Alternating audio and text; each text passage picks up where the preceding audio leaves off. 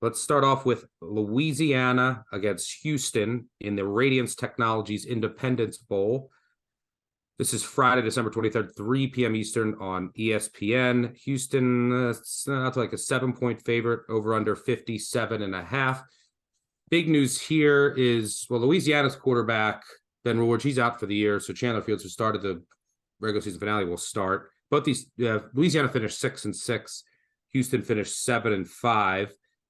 The big news for Houston is that Tank Dill, who's going to be an NFL receiver, one of the best in the country, he said he's going to play. He wants to finish restarting, which means you could assume, I think, that Clayton Tune is going to play, who's probably going to get drafted at quarterback as well. The Houston offense has an electric passing attack, but the Louisiana defense has a pretty good secondary. And on the other side, you can really attack Houston through the air. Will Louisiana be able to do that?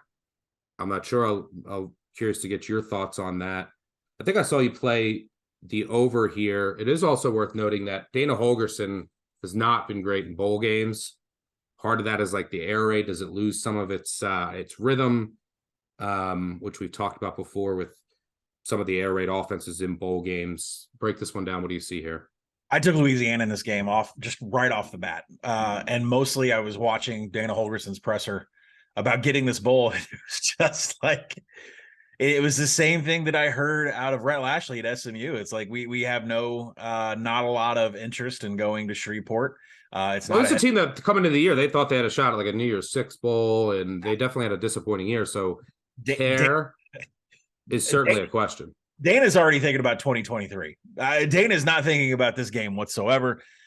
He is one of the worst bowl coaches out there. He's covered 2 of the 9 bowls that he's been in. He made repeated comments about where the priorities are for him and for this game. This game falls way down his list of things to do when it comes to Texas high school recruits and transfer portal.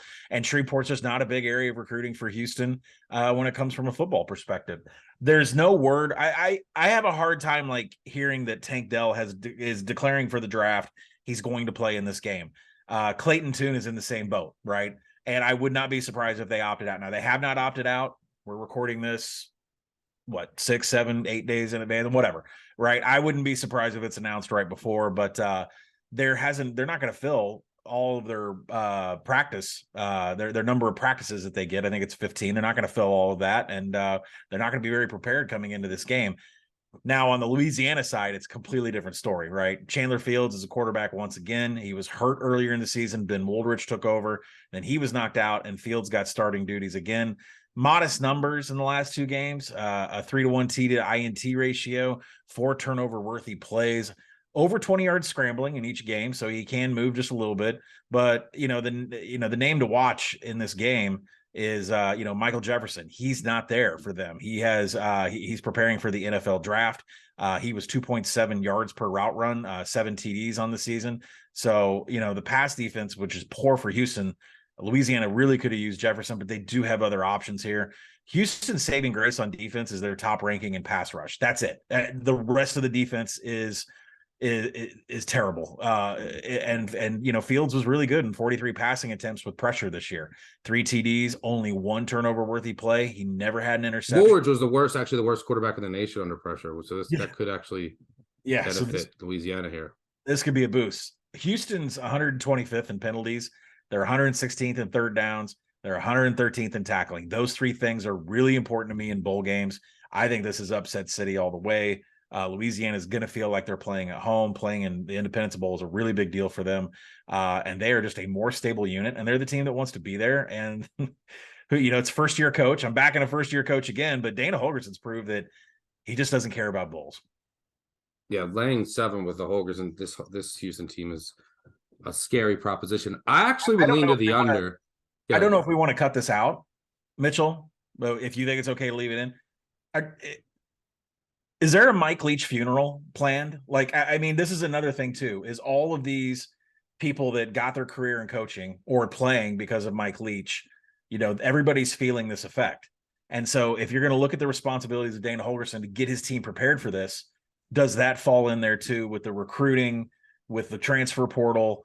And, I don't know what it is for Mike Leach and how everybody is going to, do his funerals or say their goodbyes. But Dana Holgorsen, by far up at the top of the air raid tree of Mike Leach in the state of Texas. So I would just say there's a lot of things distracting Dana Holgorsen from being in this game.